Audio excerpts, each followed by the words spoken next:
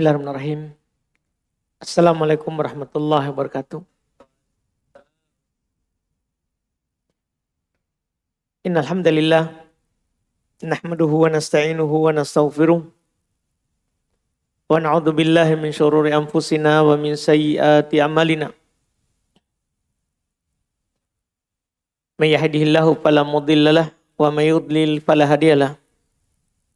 Asyhadu an la ilaha illallah wahdahu la syarikalah wa asyhadu anna Muhammadan abduhu wa rasuluh sallallahu alaihi wa ala alihi wa ashabihi wa man tabi'ahum bi ihsan ila yaumiddin, amma ba'd. Ikhwan wal akhwat rahimani wa rahimakumullah. Alhamdulillah, pada malam hari ini kita di majelis ke-92 dalam kitab Bulughul Maram min Adillatil Ahkam karya Imam Al-Hafidh Ibn Hajar Al-Asqalani Asy-Syafi'i rahimahullah. Kita masih di pembahasan Kitabus Shalah pada bab sholatul jamaah wal imamah, sholat berjamaah dan imam. Di pertemuan kita hari ini akan masuk di hadits ke-415 dan setelahnya.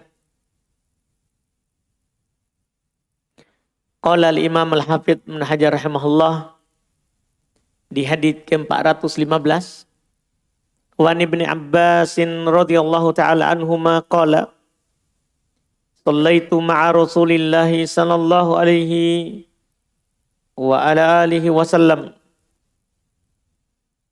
data lailatin fakumtu an yasari fa'aqada Rasulullah sallallahu alaihi wa ala alihi wasallam bi ra'si min wara'i wa ja'alani an yaminihi, muttafaqun alaih. Kata beliau dari Ibn Abbas yang radhiyallahu taala anhuma, beliau berkata, saya pernah sholat bersama Nabi Muhammad sallallahu alaihi wa alihi wasallam dzata lailah, pada suatu malam. Fakumtu an yasari, lalu saya berdiri di sebelah kiri beliau. Fa'akhadha Rasulullah sallallahu alaihi wa alihi wasallam bi ra'si. 413. Ya. Hasan, Masya Allah. Saya salah ya? Masya Allah. Allahumma barik. Berarti belum habis ya. Ini gara-gara Ahmad ini. Mana Ahmad? Bapak yang salah. Ahmad melapor bahwa sudah habis materinya. Jadi saya kira di situ ujungnya. Bapak betul. Jadi bukan saya salah ini ya. Itu orang salah. Alhamdulillah, Masya Allah, jazakumullah khairan. Hampir bolong kajian ini. Jazakumullahu khairan. Iya. Karena saya pribadi tidak ingat di mana setiap pembahasan. Karena setiap hari ganti kajian. Jadi kalau tidak ada yang bantu, ya begitulah. Ini ada yang bantu tapi ternyata alhamdulillah. Jazakumullah khairan. Pokoknya seorang itu sempurna dengan saudaranya. Tidak bisa sempurna sendiri ini. Alhamdulillah. Baik, 413 katanya. Berarti terakhir, oh iya betul tahu. Ini 413. Qala, kita ganti ulang. Qala al-Imam Al-Hafidh Ibn Hajar rahimahullahu ta'ala. Wa an Anas radhiyallahu ta'ala anhu qala anin Nabi sallallahu alaihi wa alihi wasallam russu sufufakum wa qaribu bainaha wa hadhu bil anaq, rawahu Abu Dawud wa Nasa'i wa sahahu Ibn Hibban. Kata beliau rahimahullah dari Anas bin Malik, radhiyallahu taala anhu beliau berkata dari Nabi Muhammad sallallahu alaihi wasallam bersabda, "Russu sufufakum." Fil amr ini kalau fil madinya russu. Iya. Fil mudhari'nya russu ya russu. Sehingga fil amrnya russu. Jadi ini perintah bukan pengkhobaran. Russu sufufakum. Rapatkan sop-sop kalian. Iya. Rusu tempelkan. Rapatkan sop-sop kalian. Waqaribu bainaha. Dekatkanlah antara satu dengan yang lain. Wahadu bil a'naqa. Dan luruskanlah sejajar dengan leher. Ya, jadi yang diukur leher dengan leher atau dalam kurung bahu. Iya, dengan bahu. Untuk meluruskannya, sejajarkan leher atau bahu. Kata Al-Hafidz Ibnu Hajar rahimahullah, hadits ini diriwayatkan oleh Imam Abu Dawud, An-Nasai serta disahihkan oleh Ibnu Hibban. Sebentar kita akan lihat nomor berapanya. Hadis kedua karena langsung An Abi Hurairah radhiyallahu taala anhu qala Rasulullah sallallahu alaihi wasallam khairu sufufir rijali awwaluha wa syarruha akhiruha wa khairu sufufin nisa akhiruha wa syarruha awwaluha. Kata beliau dari Abu Hurairah radhiyallahu taala anhu, beliau berkata Nabi sallallahu alaihi wasallam bersabda, sebaik-baik saf laki-laki adalah yang paling depan. Dan yang paling buruk adalah yang paling belakang. Dan sebaik-baik saf wanita adalah yang paling belakang. Dan yang paling buruk adalah yang paling depan. Hadits ini diriwayatkan oleh Imam Muslim. Sumber hadits ini langsung dua hadits ya. Abu Hurairah, hadits Anas dan Abu Hurairah. Hadits Anas yaitu ini yang pertama tadi. Iya.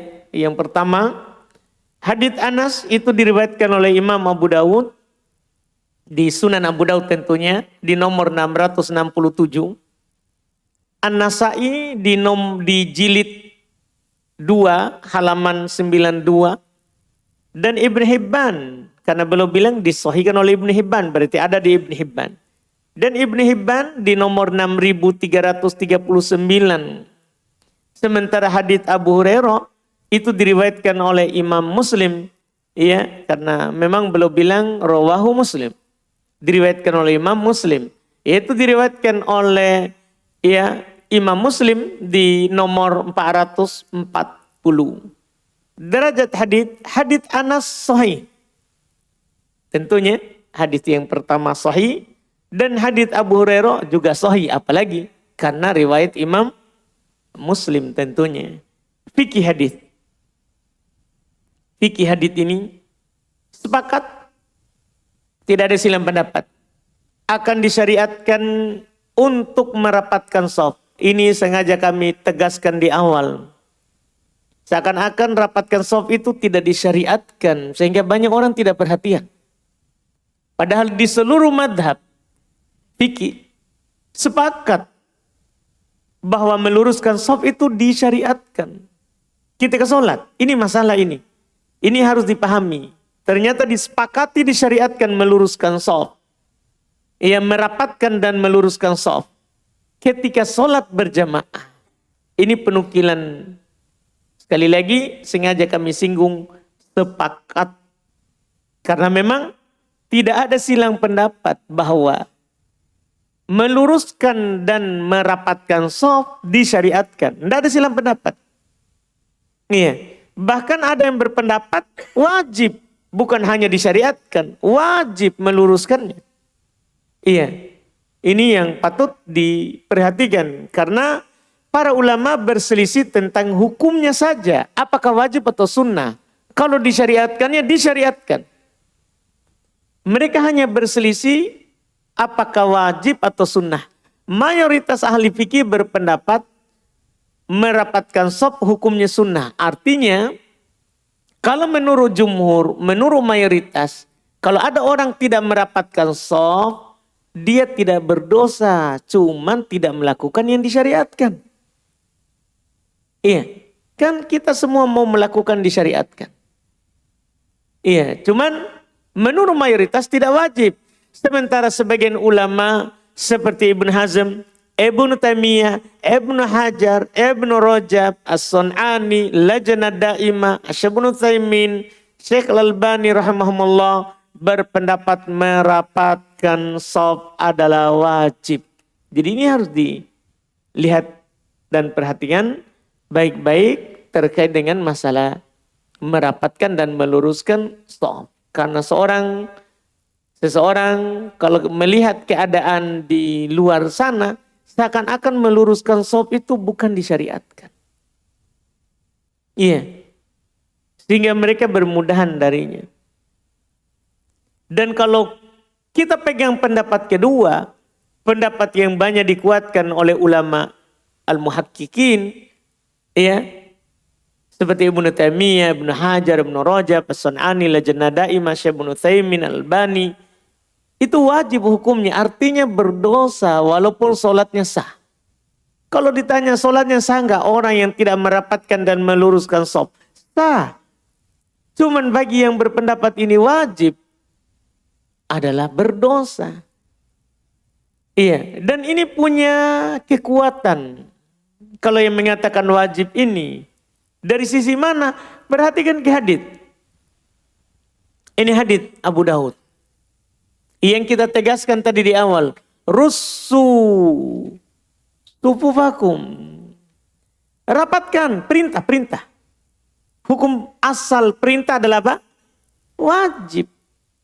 Ditambah lagi, wa qaribu bainaha. Ini kan penegasan. Ndak cukup Nabi katakan russu, rapatkan shafnya. Nabi juga bilang qaribu bainaha. Dekatkan antaranya, antara satu dengan yang lain. Iya, itu masalah merapatkan. Terus masalah meluruskan, setelahnya lagi wahadu bil anaq. Sejajarkan, luruskan. Ini kan semua lafaz perintah. Semua lafaz adalah lafaz apa? Perintah. Jadi kita tentunya ini memang tidak salah. Dari yang berpendapat wajibnya. Dari yang berpendapat wajibnya. Dan yang diinginkan dengan merapatkan dan meluruskan shaf, ini juga sebagai faedah penjelasan dari ulama kita terkait dengan meluruskan dan merapatkan shaf. Apa yang diinginkan dengannya?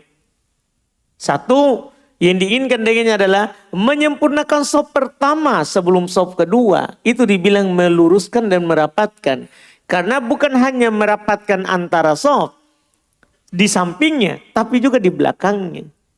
Jadi yang diinginkan dengannya adalah yaitu menyempurnakan shaf pertama sebelum shaf kedua. Karena Nabi SAW katakan atimmu di sebagian lafaz sufufakum, sempurnakan shafnya, sempurnakan shafnya. Ini diinginkan yang pertama. Yang kedua, menyambung shaf dan menutup celah. Itu diinginkan karena juga Nabi SAW bersabda, syuddul kholal, tutup celah. Itu juga yang diinginkan dengan merapatkan shaf. Iya, menyambungnya dan menutup celahnya. Iya, menyambungnya dan menutup celahnya. Ini yang kedua. Yang ketiga, meluruskan dan menyamakan badan. Meluruskan dan menyamakan badan. Itu yang diinginkan juga. Seperti bahu dengan bahu. Iya. Karena dalam sebagian lafaz, hadu bainal manakib wal aqab. Sejajarkan antara bahu. Bahu. Iya. Kemudian demikian pula mata kaki. Bukan ujung kaki ya, mata kaki. Iya. Karena juga Nabi SAW menegaskan. Iya. Sejajar mata kaki. Bukan menempelkan mata kaki dengan mata kaki ya. lurusnya. Kapan mata kaki kita lurus? Bukan menempelkan. Kan sebagian orang tidak mampu. Dia kasih lurus kakinya kan. Kan kadang dia kakinya bentuknya begini. Artinya ujung kakinya yang rapat kan. Bahu rapat. Tapi mata kaki kan tidak semua orang bisa menempelkan ke kita. Bukan itu. Mata kaki ini adalah kelurusannya, bukan ditempel. Bukan ditempel, tapi kelurusannya. Jadi kita pakai tumit, jangan pakai bagian depan. Dalam meluruskan shaf.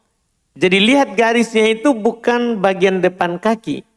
Karena orang berbeda-beda panjang bagian depannya. Tapi bagian belakangnya otomatis sama. Sama, tidak ada orang itu lebih panjang bagian belakang kakinya. Depannya saja. Iya kan? Depannya saja. Kalau ada itu namanya orang yang luar biasa. Iya. Orang yang luar biasa. Jadi ini diinginkan. Mata kaki meluruskan dan menyamakan bahu. Meluruskan dan menyamakan mata kaki.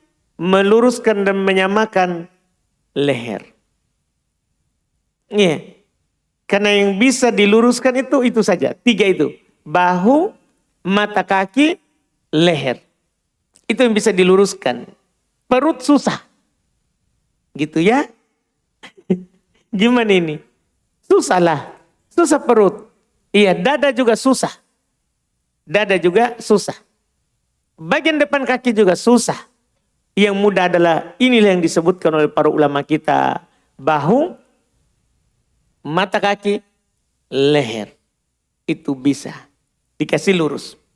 Ini yang diinginkan di dalam yang namanya meluruskan shaf. Kemudian faedah kedua dari hadits ini yang langsung terkandung di hadits kedua. Shaf yang paling utama bagi laki-laki adalah shaf pertama. Di situ shaf pertama ya, nanti diperbaiki. Shaf pertama. Kemudian setelahnya, seterusnya begitu. Shaf pertama, kemudian kedua, kemudian ketiga, kalau banyak shafnya. Sementara wanita adalah sebaliknya. Shaf terbaik untuk perempuan adalah yang paling belakang. Kemudian depannya lagi, kemudian depannya lagi, kemudian depannya lagi. Ini ya yang kita sebutkan dan ini tidak ada silang pendapat. Tidak ada silang pendapat. Jadi kalau laki-laki berebut yang di depan. Kalau perempuan mereka berebut yang di belakang. Ya paling utama belakang daripada depannya. Selesai ini hadits. Nah, sekarang kita masuk di hadits tadi. Yang kita baca. Kita baca ulang di hadits 415. Wa an Ibnu Abbas radhiyallahu taala anhuma qala Sallaitu ma'a Rasulillah sallallahu alaihi wa alihi wasallam data lailatin faqumtu an yasarihi fa aqada Rasulullah sallallahu alaihi wa alihi wasallam bi ra'si mi wara'i faja'alani an yaminihi muttafaqun alaih. Kata beliau dari Ibnu Abbas radhiyallahu taala anhuma. Beliau berkata, aku pernah salat bersama Nabi Muhammad sallallahu alaihi wasallam pada suatu malam. Lalu aku berdiri di sebelah kiri beliau. Maka Rasulullah sallallahu alaihi wasallam memegang kepalaku dari belakang. Nabi memegang kepalaku dari belakang. Lalu memindahkanku ke sebelah kanan beliau. Lalu memindahkan ke sebelah kanan beliau. Hadits ini di muttafaqun alaih. Disepakati oleh Imam Al-Bukhari dan Imam Muslim. Hadits kedua. Karena sama langsung 2 hadits. Wa an Anas radhiyallahu taala anhu qala shalla Rasulullah sallallahu alaihi wa alihi wasallam faqumtu wa yatimun khalfah wa ummu Sulaim khalfana muttafaqun alaihi wa lafdzul Bukhari. Kata beliau dari Anas bin Malik radhiyallahu taala anhu. Beliau berkata Nabi Muhammad sallallahu alaihi wasallam pernah solat kata beliau. Ya. Fakumtu maka aku wa yatim dan anak yatim berdiri di belakang beliau dan Ummu Sulaim ya kurang spasi ya berdiri di belakang kami. Ini sebenarnya langsung dua ini digandengkan, yaitu untuk menjelaskan stopnya makmum kalau sendiri, stopnya makmum kalau lebih dari satu. Ini digabung.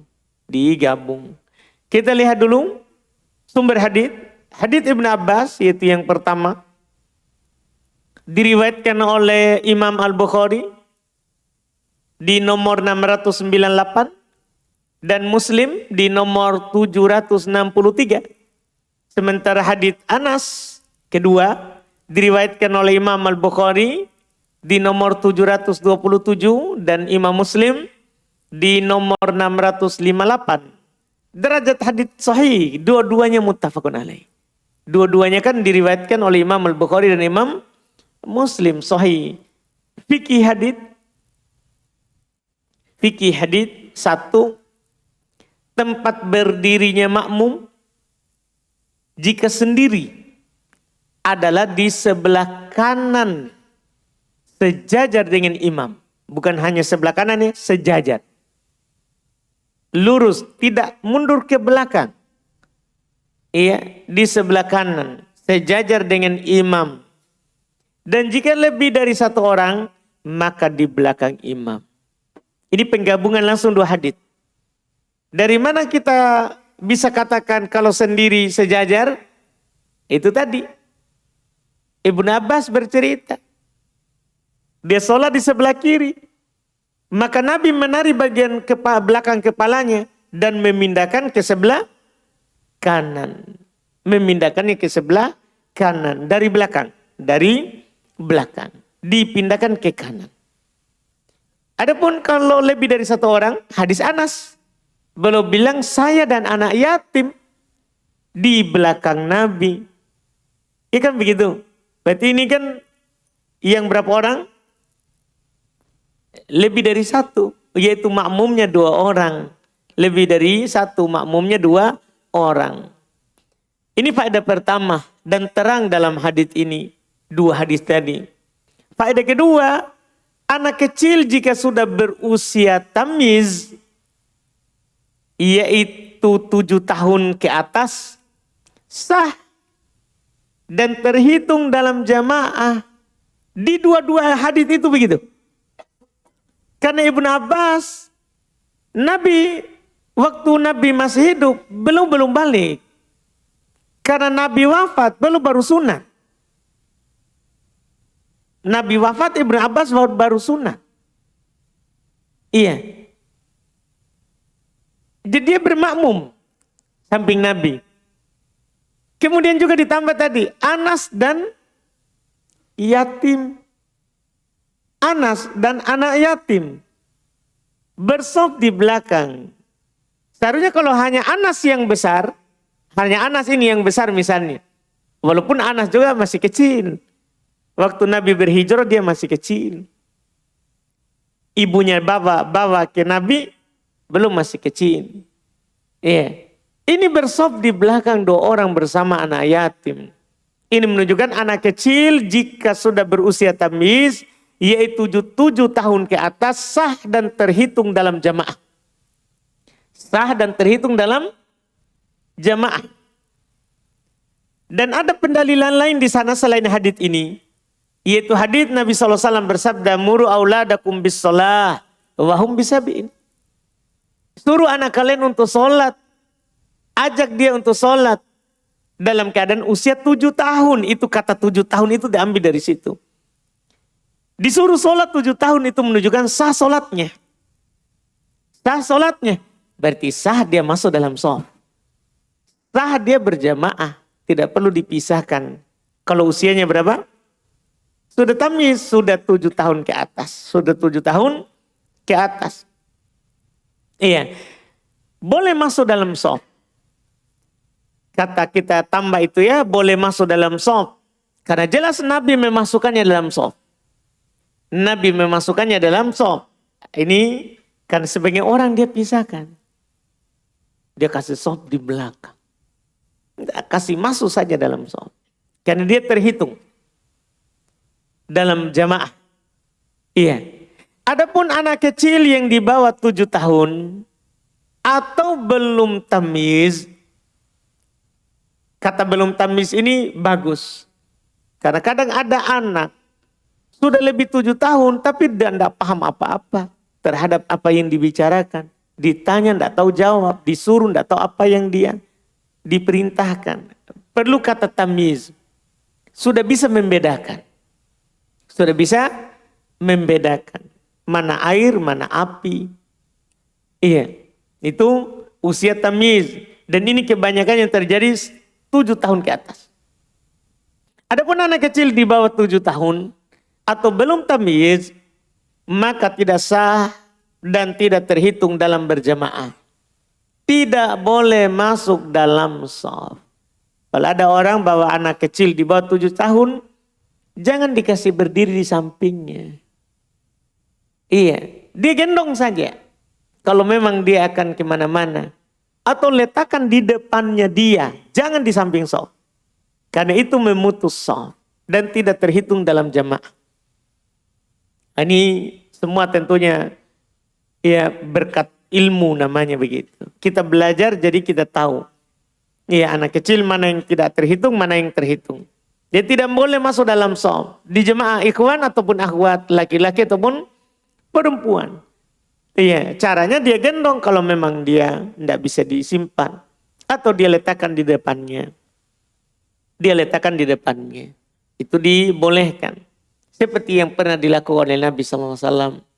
Belum menggendong cucunya. Ketika sujud belum letakkan. Ketika bangun belum gendong lagi. Belum menggendongnya lagi. Kemudian faedah ketiga. Sopnya perempuan di belakang sop laki-laki walaupun sendiri. Jadi perempuan itu kalau sendiri tidak boleh di samping imam. Iya, walaupun suaminya. Sebagian orang kan mahram. Bukan mahram ini, bukan bercerita tentang mahram. Tapi ini aturan dalam sholat. Aturan dalam sholat bahwa sop perempuan itu di belakang walaupun sendiri. Padahal kalau laki-laki di belakang sendiri, sementara sop depan penuh, itu terlarang. Akan datang nanti pembahasannya. Ada haditsnya. Bahwa tidak boleh dia bersendiri sop di belakang, sementara makmum sop depan belum penuh. Tapi kalau perempuan, walaupun depan belum penuh, dan dia sendiri di belakang, itu dibolehkan. Hadis, lihat. Hadis Anas. Iya. Nabi sholat bersamanya. Maka Anas dan anak yatim di belakang Nabi. Ummu Sulaim, seorang berarti. Ummu Sulaim di belakang kami katanya. Di belakang kami, yaitu di belakangnya Anas dan anak yatim tadi. Ini menunjukkan stopnya perempuan itu walaupun sendiri dia di belakang. Dia di belakang. Ini haditsnya. Hadits berikutnya. Hadits ke-417. Kata beliau Nabi Bakrah radhiyallahu ta'ala anhu annahu intaha ila Nabi sallallahu alaihi wa alihi wasallam wa huwa raqi'un faraka'a qabla ayyasila ila as-saf faqala lahu an-nabiy sallallahu alaihi wa alihi wasallam zadakallahu hirsan wa la ta'ud rawahul Bukhari wa zada Abu Dawud fihi faraka'a dunas saf thumma masya ila as-saf. Masya Allah. Kata beliau dari Abu Bakrah radhiyallahu ta'ala anhu, beliau berkata, beliau bahwa ia datang kepada Nabi Muhammad SAW dalam keadaan beliau sedang ruku. Dalam keadaan Nabi sedang ruku. Maka ia pun ruku sebelum sampai ke shaf. Iya. Lalu Nabi bersabda kepadanya, semoga Allah menambah semangatmu dalam kebaikan, tapi jangan engkau ulangi lagi. Hadits ini diriwayatkan oleh Imam Al-Bukhari. Dan dalam tambahan riwayat Abu Daud disebutkan, ia ruku sebelum sampai ke shaf, kemudian berjalan menuju shaf. Jadi ruku sebelum sampai, kemudian jalan sambil ruku. Ini jelas keadaannya. Jelas keadaannya dalam riwayat Imam Abu Dawud. Sumber hadis, ini satu masalah saja ini yang mau disampaikan. Tapi sumber hadis dulu. Hadis Abu Bakr, lafaz yang pertama, itu diriwayatkan oleh Imam Al-Bukhari. Di nomor 783. Dan lafaz yang kedua, diriwayatkan oleh Imam Abu Dawud di nomor 684. Derajat hadits sahih. Fikihnya satu masalah. Satu masalah saja. Dengannya kita tutup pembahasan kita malam hari ini. Seorang yang mendapati imam sedang ruku dan belum mengangkat kepalanya dari ruku, maka dia mendapati 1 rakaat. Karena jelas hadis ini. Abu Bakr datang, Nabi sedang ruku. Datang, Nabi sedang ruku. Dia pun ruku. Bahkan belum sampai ke shaf, kemudian jalan ke shaf. Sambil ruku. Dan Nabi SAW tidak memerintahkannya untuk mengulangi sholat atau menambah 1 rakaat. Ini menunjukkan bahwa rakaat yang belum dapat saat ruku itu apa? Dianggap sah. Dianggap sah. Ini Masya Allah adalah pendapat mayoritas ulama rahimahumullah.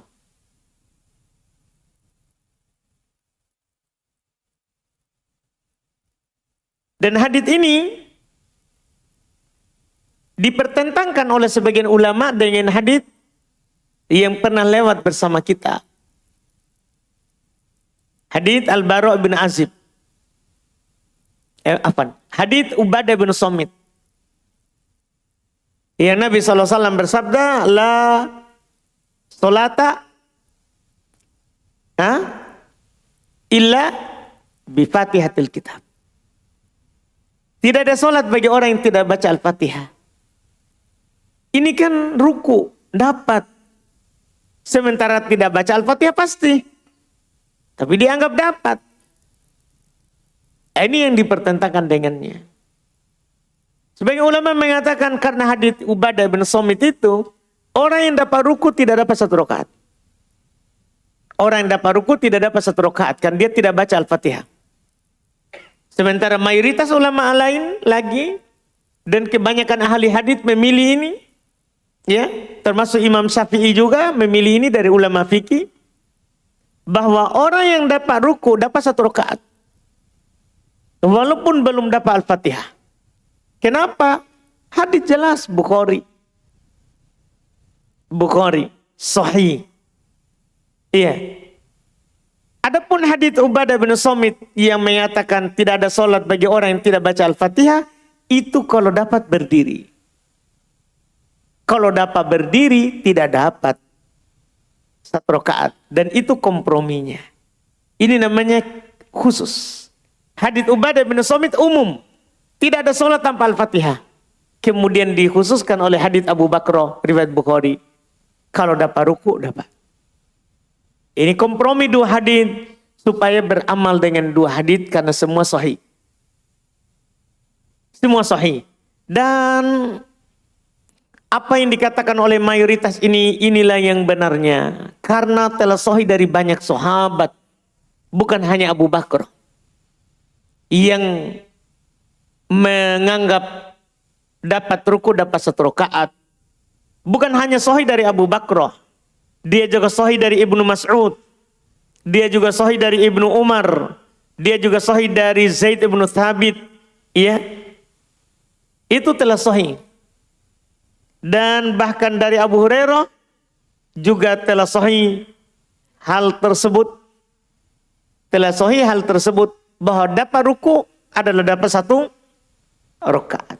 Makanya pendapat ini adalah pendapat yang benar karena mengkompromikan hadits-hadits yang ada. Wallahu alam. Kita cukupkan dulu, kita adzan. Insyaallah kita lanjut lagi di pertemuan akan datang.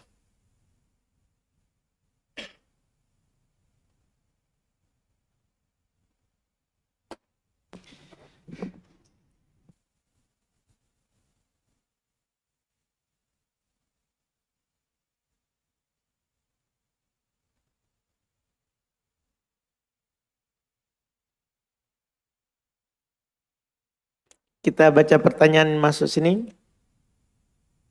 Ustaz, ketika akan ruku, maka bertakbir dulu sebelum sempurna rukunya, karena jika tidak seperti itu, maka bisa membatalkan sholat. Apakah benar? Benar kan? Itu maksudnya tadi harus takbiratul ihram dulu. Wajib itu, rukun-rukun. Harus takbir dulu, Allahu Akbar, baru ikut ruku. Tidak boleh langsung ikut ruku tanpa takbir. Itu namanya belum masuk sholat. Belum masuk dalam sholat. Jadi harus takbiratul ihram dulu, kemudian ikut dia dengan imam.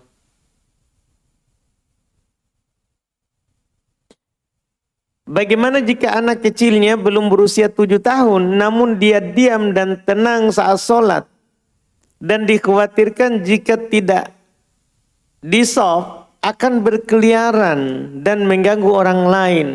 Ini masalahnya kita, mentazkiyah anak tak. Sementara syariat itu 7. Siapa yang lebih tahu tentang anatta? Allah atau kita? Ini masalah tak. Biar syariat kita protes. Jadi kita bilang 7 itu karena Nabi mengatakan 7.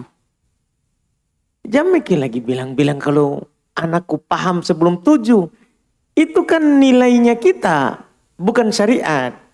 Jadi nilai syariat yang kita ambil. Jengki kita. Kalau kita itu karena sayang pada anak. Ini mulai muncul alasan tak. Kan kita tidak suruh buang anak. Kan boleh kita di depan tak. Kan kita bilang tadi. Suruh duduk depan. Iya. Karena juga dia belum mau dilatih sholat. Latih itu kalau sudah 7. 7 disuruh. Ajak anak kalian sholat dalam keadaan 7 tahun. Jadi 7 baru ajak. 7 baru ajak. Kalau memang alasan nanti lari-lari mengganggu orang lain, gendong ki. Iya. Gendong anak tak. Berat Ustaz, ikat ki. Supaya tidak lari. Kan banyak macam. Yang penting jangki, kita ini terbatas saja sama syariat Pak. Lebih bagus. Jangan suka menurutnya. Jangan suka begitu. Iya. Karena akal ini datang. Diciptakan oleh Allah untuk memahami syariat. Bukan untuk bertanya, menambah, mengurangi. Bukan. Memahami. Bahkan jika akal tak tidak mampu memahami, terima saja. Terima saja. Karena akan ada akal orang lain yang mampu memahaminya. Wallahualam.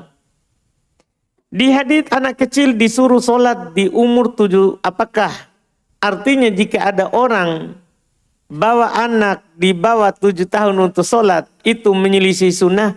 Tidak menyelisih. Tidak apa-apa dibawa ke masjid. Tidak dilarang. Nabi menggendong cucunya, anaknya Zainab. Dia bawa ke sholat. Tidak masalah. Supaya dia lihat, oh orang sholat ini begini pakaiannya. Walaupun dia belum sholat, belum masuk di shaf. Supaya dia lihat. Sama dengan kita bawa anak di taklim misalnya. Bukan karena dia sudah paham taklim. Kita bilang, kau dengar kau nanti taklim. Tidak, bukan. Supaya dia melihat bahwa oh, ternyata teman-temannya bapakku berjenggot semua. Begitu. Temannya mamaku ternyata bercadar semua. Akhirnya nanti dia bisa berdakwah kepada omnya, tantenya. Om, kenapa kita ada jenggot tak? Begitu. Iya, kenapa bersih? Teman-temannya bapakku berjenggot semua. Kan bisa. Bisa juga dia nanti bilang sama tantenya, tante kenapa keluar rambut tidak tertutup? Anak kecil, dakwah karena kita ajak dia. Begitu. Jadi bukan berarti dilarang ke masjid. Nabi membawa cucunya ke masjid.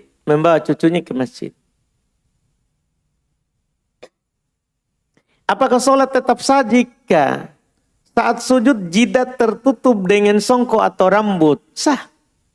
Bahkan kalau rambutnya turun, tidak boleh kita minggirkan baru sujud. Biarkan saja. Iya, biarkan saja. Iya, yang penting dia sholat sujud bersandar di atas 7 anggota tubuh. Jidat, Nabi tunjuk hidung di hadits Ibnu Abbas. Kedua telapak tangan, kedua lutut, kedua ujung jari. 7 anggota badan. Kalau gara-gara rambutnya dia tidak skandaskan, batal. Nah, batal sholatnya. Karena dia tidak sujud di atas 7 yang diperintahkan. Ya, jadi yang penting di situ. Tidak masalah. Ada imamanya, ada rambutnya, ada songkoknya, tidak masalah. Apa boleh menutup mata saat sholat agar lebih khusyuk? Tidak boleh. Nabi kalau sholat memandang ke depan. Membuka matanya. Bahkan dinukil oleh Ibnu Taimiyah, batal sholat ditutup mata. Iya.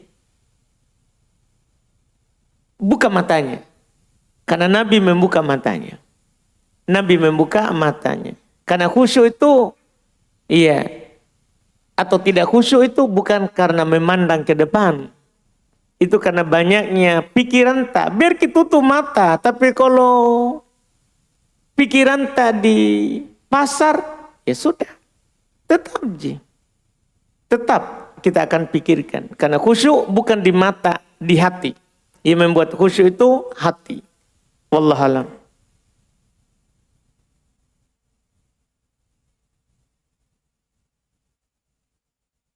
Apakah ada hadis tentang uban akan bercahaya di hari kiamat? Wallahualam, ini saya tidak terlalu hadir.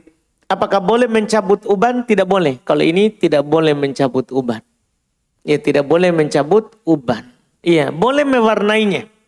Kalau memang kita lagi belum mau beruban, tapi ubannya sudah keluar, ya, boleh diwarnai selain hitam.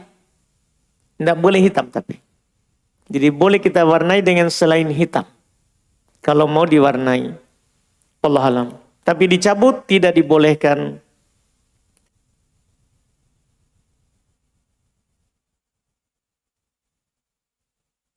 Bagaimana jika imam rawatib sudah datang dan taklim masih berjalan? Ada mi? Belum ya? Bagaimana jika imam rawatib jika sudah datang dan taklim masih berjalan? Dan apakah tidak sopan jika kita menaikkan kertas ke ustadz untuk menggambarkan bahwa imam rawatib sudah datang? Masya Allah. Iya. Sopan. Tetap tidak dikatakan tidak sopan. Karena memang juga kalau imam sudah keluar, harus qomat. Karena Bilal itu kalau lihat Nabi, qomat. Memang begitu. Kecuali ada akad. Ada akad bersama imam. Bersama imam dengan penceramah. Kalau saya sudah datang, lanjut saja. Gas sampai. Begitu. Sudah akad. Kalau sudah akad. Tapi kalau tidak ada akad, kita gas terus sementara imam sudah datang. Orang itu tidak akan dengar minta alim. Kan dia pikir, ngapa ini ustaz, ada imam kah? Kan begitu. Dan sunnahnya memang kalau datang imam, qomat ki. Biar ustaz lagi ngisi, qomat saja. Iya, qomat saja, jami. Tunggu. Iya, jangan tunggu. Karena aturannya begitu. Datang imam, qomat. Karena imam punya hak untuk qomat. Muadzin hanya punya hak untuk adzan. Ustadz tidak punya hak. Atur muadzin dan imam. Jadi kalau lagi ngisi, tiba-tiba muadzin adzan. Oh, berhenti dulu. Tidak boleh kita bilang, jangan kok adzan kalau saya lagi ngisi. Tidak boleh, muadzin punya hak. Muadzin punya hak. Jadi itu yang harus dipahami. Tidak dikatakan tidak beradab. Kasih tahu saja. Ustaz, sudah masuk waktu. Kita mau adzan. Kita mau sholat. ada mi Pak Imam. Dan harus juga dikasih tahu, karena kadang itu ustadz tidak sadar bicara terus. Begitu tuh, jadi harus dikasih tahu supaya sadar. Supaya sadar, afwan ustadz, sudah masuk waktu. Daripada duduk capek, pikir mi, ada mi syekh. Begitu, ada mi syekh belum? Belum ya? Nah, alhamdulillah. Kalau saya pribadi selalu berhenti sebelum datang. Kalau memang lagi banyak masalah, kalau datang alhamdulillah langsung berhenti. Tidak boleh lagi, titik. Harus begitu karena aturannya memang begitu. Wallahualam. Teman saya menjual contoh makanan atau minuman. Saya akad pada saat saya masih di rumah. Sampai di masjid, saya memakan atau minum. Dan saya review, memberikan testi dengan cara memposting di sosial media. Sambil mengetek atau tandai akun penjual tersebut dalam masjid Ustaz. Pertanyaannya, apakah itu dibolehkan? Apakah ini termasuk muamalah atau tidak Ustaz? Jazakumullah khairan. Iya. Kalau itu bagian dari iklan, tidak boleh di masjid. Masjid tidak dipakai untuk jual beli. Iya, karena kita buat tadi itu untuk iklan penjualan. Masjid tidak boleh untuk jual beli. Masjid tidak dibangun untuk jual beli. Kalau ada yang seperti itu, doakan saja. Semoga tidak beruntung. Semoga tidak beruntung. Suami saya melimpahkan segala pekerjaan rumah kepada saya. Contoh, membersihkan rumah, cuci piring, pakaian, jemur pakaian. Dulu suami saya sering membantu untuk menjemur pakaian. Tapi saat ini sudah tidak lagi. Karena alasan beliau, ini pekerjaan istri di rumah. Tugas dia hanya mencari nafkah di luar. Apakah ucapan seperti ini benar Ustadz dalam pandangan syariat? Sungguh salah. Salah sekali ini. Menyelisih Nabi. Menyelisih Nabi SAW. Iya. Aisyah pernah ditanya. Bagaimana Nabi dalam rumah? Bagaimana Nabi SAW dalam rumah? Maka Aisyah menjawab. Kana fi mihnati ahli.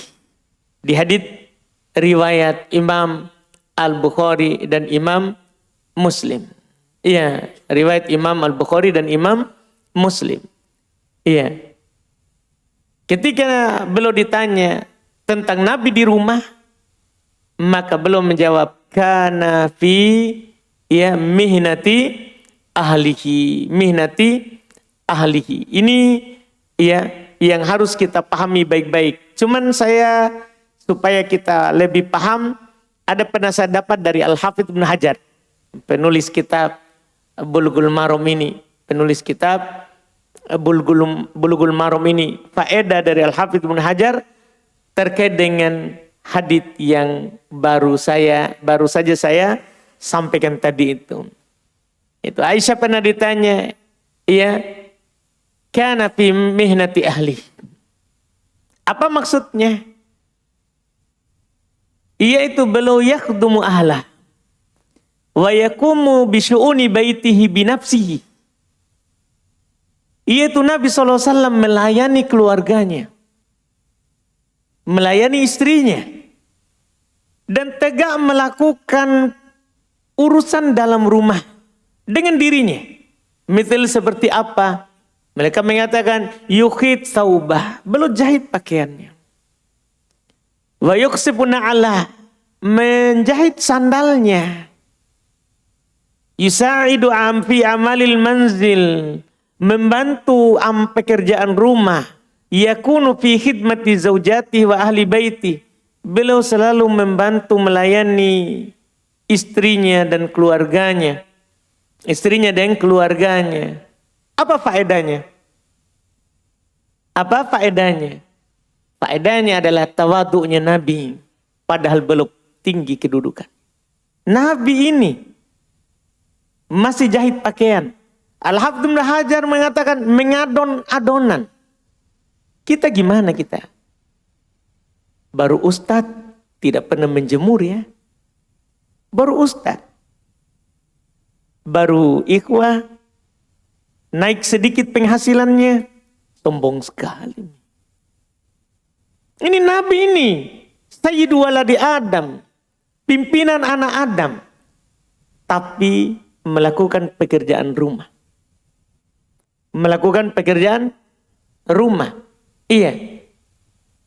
Sebagaimana beliau juga suka dibantu, beliau juga membantu. Beliau juga membantu. Terus juga faedah yang kedua, itu pertama tawadhu'nya Nabi. Faedah kedua, jawazu khidmatir rajuli ahlihi bal istihbabuh. Bolehnya seorang lelaki melayani keluarganya, bahkan sunnahnya. Iya, sunnahnya. Faedah ketiga, annal ibadata la tamna'u minal qiyam bi hukukil bait. Ibadah, kita pun melakukan ibadah di luar. Pergi sholat ini, bukan pergi kerja. Pergi sholat, pergi beribadah. Itu tidak menghalangi dari menjalankan hak di rumah. Hak di rumah. Iya, enggak. Faedah yang ketiga, ini faedah keempat terakhir ini. Al-qudwah fi husnil mu'asyarah dakhilul usrah. Ini terdapat teladan dari Nabi SAW bagaimana harusnya kita sama keluarga. Iya. Kecuali jangan tongki. Suami lagi kerja di luar. Pulang ke menjemur. Kurang ngajar kau itu. Pulang ke dulu angkat pakaian. Padahal kita ada di rumah. Itu yang salah. Tapi kalau suami di rumah ya. Melakukan kerjaan istri. Ini yang disebutkan. Iya, wallahualam. Saat ada orang yang bernadar ingin bersedekah 1 juta. Kalau dapat juara 1. Karena hadiahnya tahun lalu belasan juta. Alhamdulillah dia dapat juara 1. Juara 1. Tapi hadiahnya hanya 7 juta. Apakah nadar itu tetap harus ditunaikan? Jika wajib, apakah bisa dia cicil 200.000 per bulan? Ya Allah, ya Tuhanku.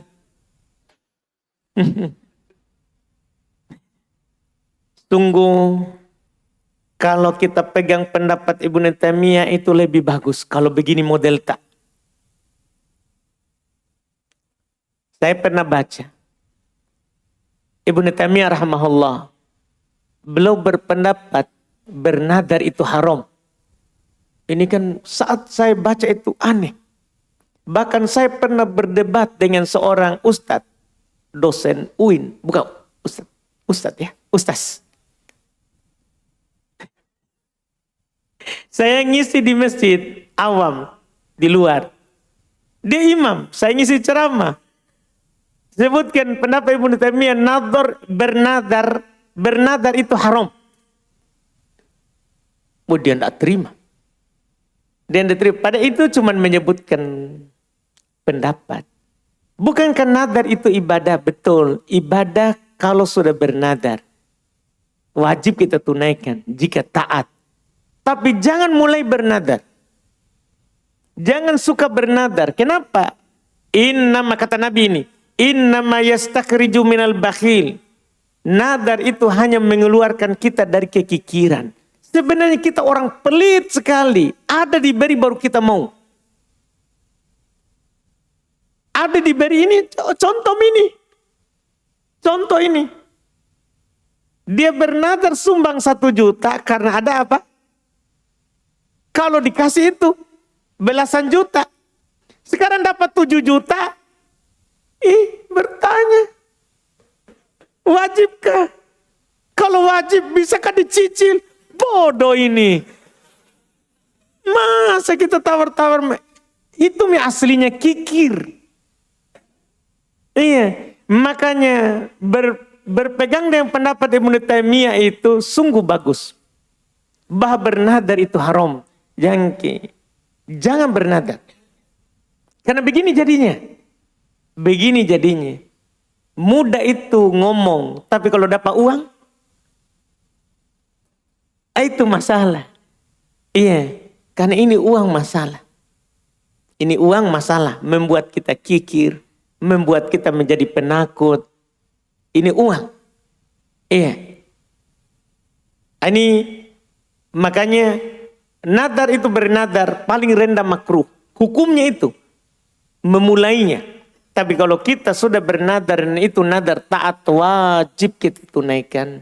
Tidak boleh dicicil. Kita sudah bilang 1 juta, ya langsung keluarkan 1 juta.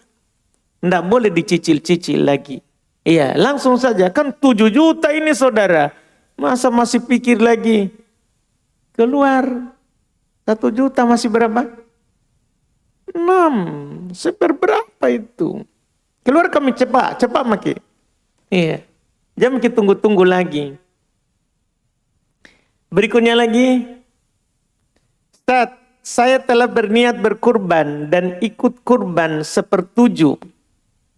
Teman saya menginfokan bahwa saya lebih baik berniat atas ayah saya agar satu keluarga bisa ikut di bagian kurban tersebut. Apakah sudah benar Ustadz? Siapa ini? Laki-laki atau perempuan? Akhwat ya? Baik. Akhwat yang bertanya ya. Dari mana Bapak tahu? Oh dari sini tadi? Iya kah? Nah kalau akhwat betul tahu. Kalau akhwat ini betul. Dia seharusnya suruh ayahnya saja yang berkurban. Nanti ayahnya yang berniat darinya dan keluarganya. Supaya masuk satu keluarga. Supaya masuk satu keluarga. Betul ini. Kalau itu akhwat. Kalau anaknya laki-laki boleh kan laki-laki boleh berniat kurban langsung untuk keluarganya. Untuk keluarganya. Wallahualam. Ustaz, bagaimana Islam mengajarkan kita cara mengatur gaji? Biar ngatur gaji tanya ya. Yang saya tahu sampai hari ini hanya metode orang barat. Contoh, 70% untuk sehari-hari, 20 untuk berbagi atau sedekah, 10 untuk dana darurat atau tabungan. Dan bagaimana pula cara sesuai syariat dalam hal investasi uang. Contoh beli emas dan atau saham. Wah, berat masalah ya. Kalau masalah ini tidak ada sebenarnya aturannya. Tidak ada dibagi-bagi begitu. Cuman ada Nabi SAW pernah isyaratkan di kisah orang sebelum kita. Kisah orang yang disebut di langit namanya sirami kebun si fulan. Ini di Bukhari Muslim. Sirami kebunnya si fulan. Orang mendengar mengikuti airnya itu. Singkat cerita sampai ke sana, dia bertanya, apa yang kamu lakukan? Kenapa bisa namamu disebut di langit? Diperintahkan untuk menyiram kebunmu. Apa yang kamu lakukan pada kebunmu? Ini singkatnya ini.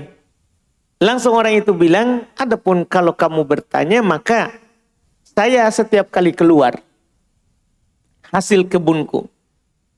Nah, ini bisa dikiaskan, kan ini hasil kebun masuk dalam rezeki yang Allah Subhanahu wa taala berikan. Maka biasanya saya kalau ada 1/3 untuk saya makan sendiri dan keluargaku. 1/3 untuk saya sedekahkan. 1/3 untuk saya tanam kembali. Artinya jadi modal. 1/3 untuk modal, 1/3 untuk dimakan, 1/3 untuk disedekahkan. Dan ini juga mungkin didukung oleh hadits, ya, kisah sahabat yang sakit di Mekah, dia hanya punya 1 putri, sementara hartanya banyak. Dia mau bersedekah dengan 2/3 hartanya waktu itu awal. Dia mau sisakan saja 1/3 untuk putrinya. Karena hanya seorang diri. 2/3 yang dia mau sedekahkan. Tapi Nabi bilang tidak. Maka dia bilang setengah. Setengah. Nabi bilang tidak. Dia bilang 1/3. Kata Nabi at-thuluth. Wat-thuluth katsir. 1/3. 1/3 itu sudah banyak. 1/3 itu sudah banyak. Nah, ini bisa. Seperti itu. 1/3, 1/3, 1/3. Iya, enggak apa-apa kita simpan untuk modal. Simpan untuk dana yang seperti yang kita sebutkan tadi. Jadi kalau di syariat, itu wallahualam yang kami baca. Wallahualam. Kalau masalah investasi, ini panjang. Panjang ini ya. Wallahualam. Satu lagi ya. Masya Allah. Banyak ini ya. Satu lagi mohon maaf ini. Apakah kami di atas lantai akhwat berlaku juga kaidah sop paling belakang yang lebih afdal daripada sop paling depan? Sebagian ulama mengatakan tidak berlaku. Karena beda lantai. Karena ilah sebab kenapa sop depannya dia adalah paling buruk, karena makin dekat dengan laki-laki, makin buruk sopnya perempuan. Sopnya laki-laki makin dekat dengan perempuan, makin buruk sopnya. Iya, karena perempuan adalah cobaan fitnah bagi laki-laki. Itu alasannya. Sehingga kalau beda lantai tidak masuk dalam pembahasan tadi. Jangan sampai nanti di atas semua berebut di belakangnya. Iya, kalau beda lantai enggak. Karena ilahnya adalah karena dekat dengan laki-laki. Ilahnya, sebabnya. Iya, dari situlah dibedakan. Wallahualam. Kita cukupkan dulu, mohon maaf masih banyak pertanyaan yang belum terjawab. Kita cukupkan dulu, insyaallah lain waktu nanti bisa dikesini lagi, ditulis ulang. Barakallahu fikum. Subhanak hamdik, asyhadu an la ilaha illa anta astaghfiruka wa atubu ilaik. Assalamualaikum warahmatullahi wabarakatuh.